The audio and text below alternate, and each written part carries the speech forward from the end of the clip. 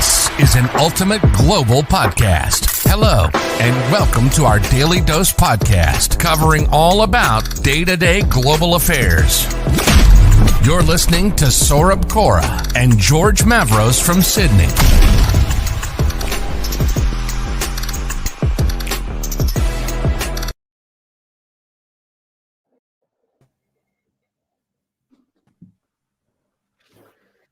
Great. So we are here for the first ever Daily Dose podcast.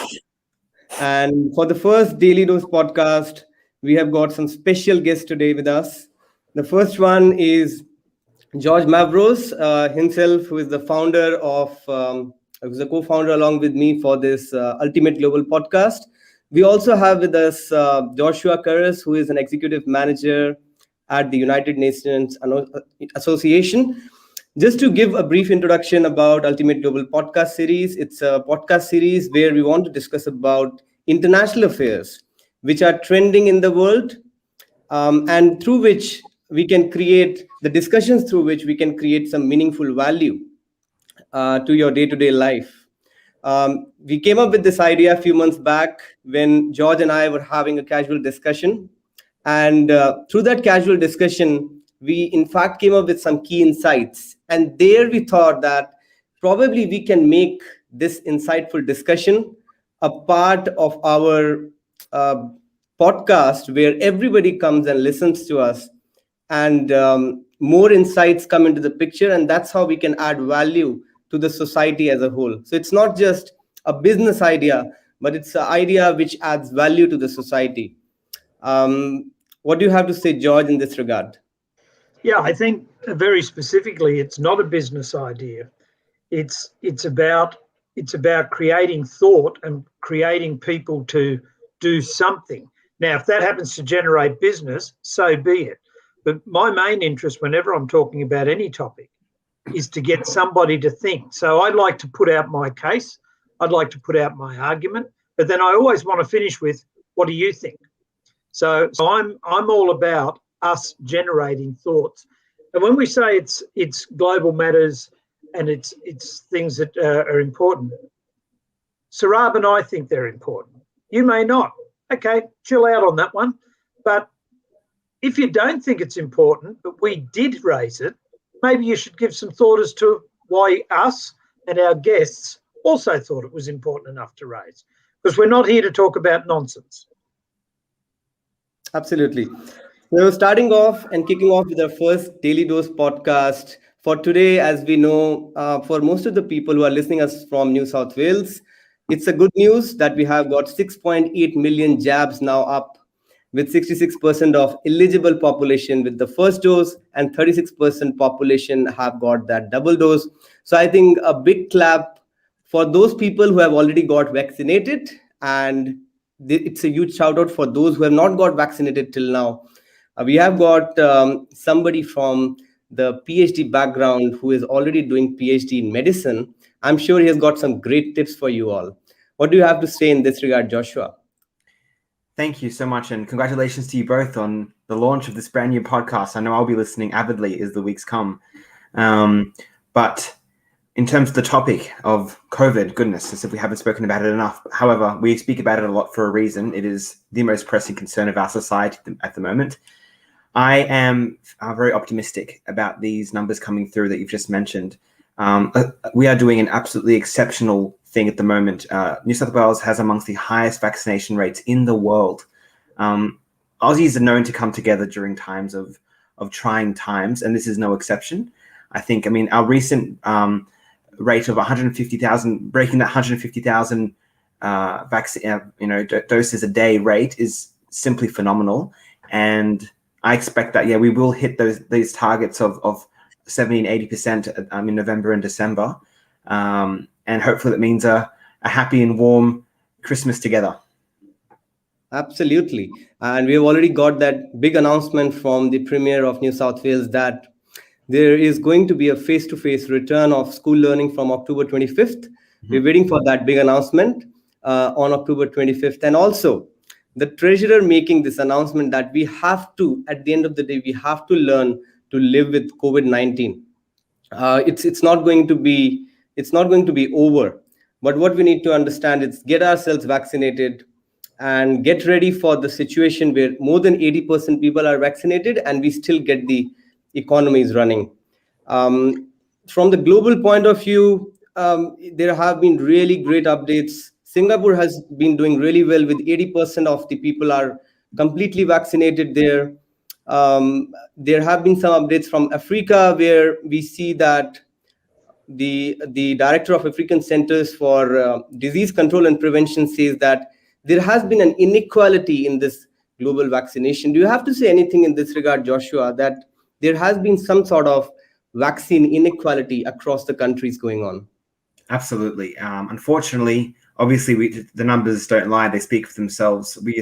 We're seeing the developed nations, receive the overwhelming number of doses, and it's a situation where, and if drastic action is not taken, we will see the effects of COVID lasting for years longer in already struggling economies in developing nations for years to come. That's why the World Health Organization, in response, well before we saw these numbers coming through, it developed the COVAX initiative, where all nations can contribute to a fund reserved specifically to provide funding for vaccines in developing nations. I think that's the one important point globally speaking. I think a second most important point that should be raised regarding vaccines and our race against the clock, so to speak, is when it comes to vaccine hesitancy. People need to be aware that when we all have that cousin, that colleague, that neighbor who is hesitant to take the vaccine, I think firstly it's very important for people to know that the way to engage with these individuals is to demonstrate compassion, empathy, and present with a listening ear, acknowledge what their concerns are, and then gently introduce what we are finding from academic rigor and whatnot, what the science has to say, and nothing more. No opinions, just science. And I think that's what research, at least my research, is demonstrating is the most effective way to really make sure that we all get vaccinated. The COVID and vaccines in general have raised globally, but for us, very specifically in New South Wales, the question of your rights and responsibilities, your privileges and responsibilities. I've got close relatives and I've got very good friends that have no intention at this stage of being vaccinated. Mm-hmm. And they've got some very justifiable reasons in their mind.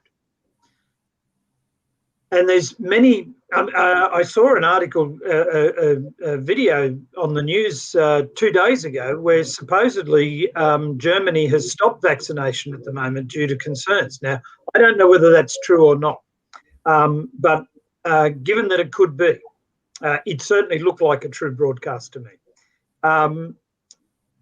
If one expert is telling us this and one expert is telling us that, all of us that are promoting vaccination, and I've had my double dose, I'm, according to some, I'm Wi-Fi 5 friendly now. I can do 5G, and I'm also magnetic. And microchips. Don't forget microchips. And microchips, yes, and glow in the dark. But if we have the right, and we've got the belief that we're entitled to do this because we think it's right for our family, it's a bit hard for us to say to the other person, you don't have that same right. Because at the moment, there is a chunk of vaccination that is about faith. I have the faith that this vaccination is right. I have the faith that we've got the right story on it. But somebody else may have the faith that it's not correct. And I can think of a drug, Joshua, you probably would know of, called thalidomide. That when it first came out, it was a glorious drug. And then all of a sudden, 5 and 10 years down the track, things went wrong. Now, those of us that have taken this vaccine and know those stories, we still have the faith that what we're doing is right. So don't be so hard to jump down the throat of somebody that's got the faith of an alternative view. What the answer is? Well, privilege and responsibility, I guess. You want the privilege of your choice, you have to take the responsibility of it. To those comments, I'd actually suggest that faith plays a smaller role than we would expect, just on the premise that people think that this vaccine was developed in a year. That's not actually that is the narrative that unfortunately I got told 6 months. 6 months. Yeah, It was look, in 6 months. yeah. The reality of the situation is that the COVID vaccine was the sheer majority of the coding that was required to build the vaccine was already developed. We simply Yes. needed to customize it to the particular SARS-2 strain that this vaccine that the vaccine required, that the disease carries.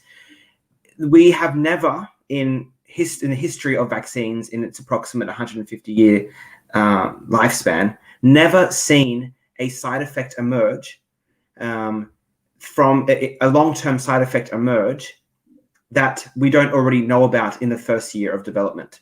So and to address the concern of the fear that this was simply developed too quickly, the answer to that is that through all of the phases, not one single phase in the development of this vaccine was skipped or shortcutted. It was done overlapped, and the reason that was able to occur was the sheer amount of funding that occurred, the sheer volume of scientists who were dedicated to the work, and more importantly, the participants who are willing to put themselves forward to to participate in those early round of studies. So there's that component. And the final thing I just want to say is, in relation to the capacity for the vaccine to be effective and whatnot, and the concerns of what's in it, and those other, I suppose, issues that people have raised. If you are raising that now, I wonder when you raised the questions to your doctors about every other medication you've ever taken, every food you've ever taken from fast food restaurants. It's just, I think it's important to acknowledge that there may be a double standard here, and it's due to the hyperfixation, the super hot spotlight that lies on these vaccines. Well, one of the interesting things is that I was listening to somebody the other day that was saying that they believe in God. I happen to also believe in God. I may not go to church every Sunday. Doesn't mean I don't have a relationship with my God. And because they believed in God and God helped us and created the immune system, we don't need a vaccination. I respectfully tried to point out to that person, we had an immune system before we got a vaccination for measles. We had the godly immune system before we had the cure for polio and tetanus and a whole heap of things. But that doesn't seem to count now. Now, for the naysayers, they're locked in. And anybody that's watching this, this is a short burst. But what I'd like you to do is I'd like you to look up two things. One's called misinformation, and the other one is disinformation. And start to read through where those two things occur. And what I like to do, Josh, is when I hear somebody tell me something, I want to hear what they're saying, but I want to listen to where it's coming from. And I saw a wonderful post today that said, there's got dermatologists, vaccine people, specialists, all these professors telling us that this is okay. Yet my friend that failed science in high school, he's saying it's not. I just don't know who to listen to at the moment. And I thought it was very apt. So look up disinformation and misinformation, because misinformation can be delivered by your best friend with the best of intentions, and it's still wrong. Anyway, Saran, over to you.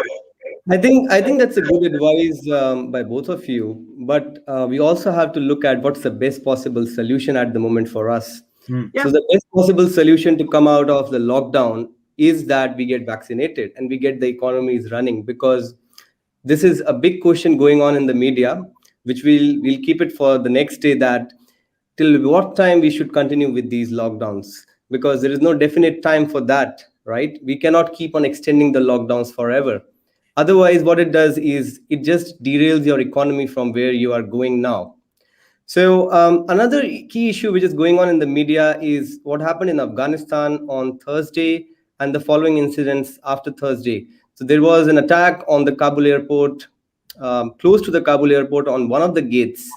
by a group called ISIS-K, Islamic State Khorasan province, which was founded in the 2015. And US has already been executing a lot of leaders of that group for more than 3-4 years now.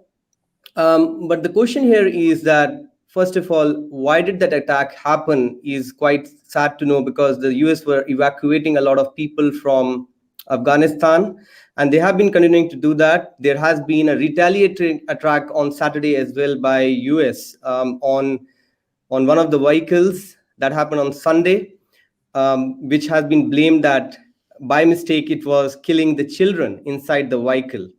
But it was not the case, because the main intention of attacking that vehicle was that vehicle was actually carrying some kind of instruments to attack on the Kabul airport for a second or third terrorist attack. So what have you been hearing about this, Josh? Yes, and a Go, few. go, Josh. No, please. This is yours. I'd love to hear your thoughts. It's our podcast, and I'm telling you to go. Go. I was just going to say that it's truly an unfortunate circumstance where we're finding people who are attempting to flee being attacked. It really does hurt, doesn't it, to see what's unfolding over there. There are so many complicated, multifaceted components to the discussion. I mean, do you blame the West? Do you blame the Afghan soldiers? Do you blame the go? There is a question of blame, scattered throughout the public media, and I don't think that's the correct way to go about it. My first thought is, forget the blame. It's how do we, at the moment, salvage and preserve the human life that we have. I think that the narrative is being told in that incorrect avenue. What do you think? Yeah, I think the problem of any military action is that it's very rare that it's anywhere other than where civilians are. There's always civilians during any sort of military action. The other thing is, come back to my earlier topic of information, misinformation and disinformation. Many a time we've been told one thing occurred in an attack or a counterattack, only to find out, well, the story wasn't quite that right. And that happens on both sides. One of the things, Sarab and I were talking about this the other day, one of the things that gets me about this whole situation, I don't criticise the Americans for pulling out on the day that they said they were going to pull out last year. Let's not forget that. This date has been known since last year or so, when President No Name, in my mind, made the agreement. The thing that absolutely beggars belief for me is, out of the Americans, the English, the Australians, every other nation that's been part of this, nobody thought it might go a bit pear-shaped coming up to the 31st. I cannot believe that not one single government, and more importantly, probably something like 15 or 20 military organisations, forgot to look at Plan B. Just amazes me. And our own government, I'm neither Liberal nor Labor. Traditionally I'm a Liberal voter, but I can be upset with anybody, no matter which political party they're from, if they've got to be upset with. And for our government to be saying, look what we've done in the last week, guys, you should have been thinking about that a while ago. So the attack is an unfortunate thing. Sadly, it doesn't matter where you go. It doesn't matter what war you want to talk about. There will always be the innocents involved in it. I think this has never been a discussion, George, that whether US were supposed to come out of the Afghanistan or not in this year. It's just been the deal that they had with Taliban was dealt in a very rushed manner, and there was no sort of plan to leave Afghanistan, and they just left instantaneously. without even communicating properly to the people of Afghanistan, to whom they have served for 20 years. And I think that was one of the main questions that they have to answer, though they have been answering that we already had communicated to you since April. But that's not the correct answer as per me, because that is something which they should have communicated with the audience in a proper way by dealing with the Taliban at the first, and creating a peace deal, so that there is no kind of violence or deaths happening after they leave Afghanistan, because it was so haphazard, because it was done in a so unorganized manner. That's why we are seeing all kinds of incidents which are happening. Yes, and unfortunately, us and probably everybody else watching this really don't have the right or the authority to fully quite talk about it, because we don't know what was agreed. We don't know what was talked about. We don't know what Trump agreed to. We don't know what was passed or not passed over to Biden. We don't know what the Afghan government was supposed to do. I mean, there is a part of me that says you have to a degree, you should have had the right to think that they were going to put up a little bit more resistance than what they did. And I'm sorry, I don't mean to be disrespectful to anybody's government, but I'll guarantee you the ex-president, prime minister, whatever he was, I'll bet he's not in some country for the safety of his people and a pauper. I'll bet he's got a few bob behind him. He was able to organise that pretty well. But you see Well, this all the time. You see this all the time. The people end up being the pawns. Well, I think we can keep that discussion in a very detailed fashion in our special weekly podcast on one of the days. Yeah. But for now, I think we have to say goodbye for today. I hope you all liked today's episode, barring the few technical errors that we faced at the beginning. But as and how we move forward, we hope to gain more support, more followers, and hope to see you come to our episodes and discuss your ideas, post in your comments. If you have got any questions, if you have got any suggestions on the topics that we should discuss, we would love to take your suggestions. And we would love to see more people joining in our podcast sessions, like Joshua has joined today. Love to have more brand ambassadors for our podcast who can spread the word. And do you have anything else to say, George, in this regard? Just a quick reminder to everybody, we've got an incredible number of incredible people participating in a thing called the Paralympics. One of the easiest ways that you can support those people is to be watching television. Another way of doing it just a little bit better, in Australia, you can buy a virtual seat. My wife and I have bought a virtual seat. It's $25. It goes towards the Paralympic movement, and it's a global thing.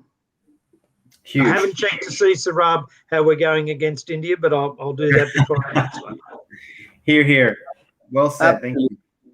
Absolutely. Thank you so much, everyone, for watching. That's it for today's daily podcast episode. I'll see you tomorrow with Joshua again, coming at a different time. Till then, have a good day. Bye, everyone.